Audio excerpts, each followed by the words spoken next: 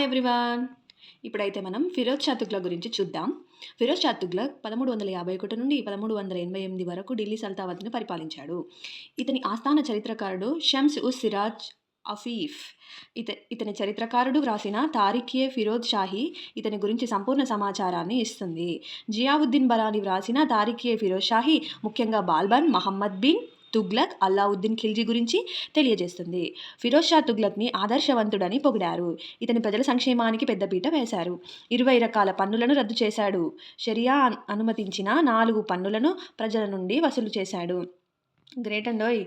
ఖరజ్ భూమి శిస్తు 1/10 వంతు వసూలు చేశాడు. సాధారణంగా ముస్లిం చక్రవర్తులు 1/3 వంతు వసూలు చేశారు. అల్లావుద్దీన్ ఖిల్జీ 1/2 వంతు వసూలు చేశాడు. షర్బ్ నీటిపారుదల మీద 1/10 వసూలు చేశారు. జకాత్ పన్ను అంటే ధనవంతులైన ముస్లింల నుండి 2.5% పన్ను వసూలు చేసి పేద ముస్లింలకి లేదా మత కార్యక్రమాలకు వాడారు. జిజియా ముస్లిం రాజ్యంలో ముస్లిమేతరుల మీద వేసే పన్ను. జిజియా చెల్లించే ముస్లిమేతరులను జిమ్మీలు అంటారు. జిజియా చెల్లించే ముస్లిమేతరులను ఏమంటారండి? జిమ్మీలు అంటారు. ఇప్పటి వరకు భూమి శిస్తులో భాగంగా ఉన్న జిజియాను వేరు చేశారు. వేరు చేశారు. బ్రాహ్మణులపై జిజియా పన్ను విధించారు. బ్రాహ్మణాధిపత్యాన్ని కూడా మతమార్చారు. వీటితో పాటుగా కుమ్స్ పన్ను వసూలు చేశాడు.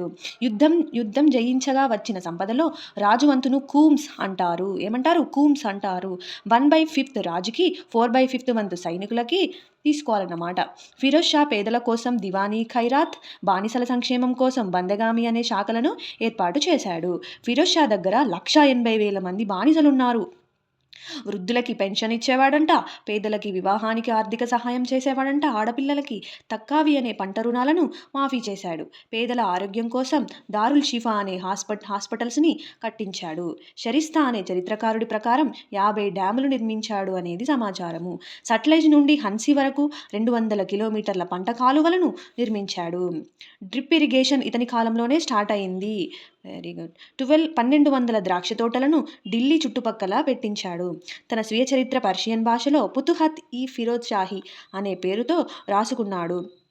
1200 సంస్కృత గ్రంథాలను పర్షియన్ భాషలో వ్రాసి వాటిని దలైలీ ఫిరోజ్ షాహీ అనే పేరు పెట్టాడు. ఫిరోజ్ షా నిర్మించిన నగరాలు ఫిరోజాబాద్, జౌన్పూర్ ఉత్తరప్రదేశ్లో ఉంది, హిస్సార్ హర్యానాలో ఉంది. ఖలీఫా నుండి 3 సార్లు మన్సూర్ పొందాడు. ఇతను పూరి జగన్నాథ ఆలయంతో పాటు హిందూ ఆలయాలను ధ్వంసం చేశాడు. ఇక్తా పద్ధతి పునరుద్ధరించి వంశపారపర్యం చేశాడు. ఉన్నత ఉద్యోగాలు కూడా ఇచ్చాడు. ఇతని అసమర్థతను ఆసరాగా తీసుకొని అనేక మంది గవర్నర్లు స్వతంత్రించారు. ఢిల్లీ సల్తావత్ విచ్ఛిన్నం కావడానికి ఫిరోజ్ షా తుగ్లక్ ప్రధాన కారణం. అశోకుడు ఏపించిన స్తంభ శాసనాలను ఢిల్లీకి తరలించిన రాజు దాన్ గాలియర్ అనే కాలయాన యంత్రాన్ని తీసుకువచ్చాడు. నెక్స్ట్ వీడియోలో నాసిరుద్దీన్ మహమ్మద్ తుగ్లక్ గురించి చూద్దాం. Thank you. ఏమైనా మిస్టేక్స్ ఉంటే క్షమించండి. Thank you so much.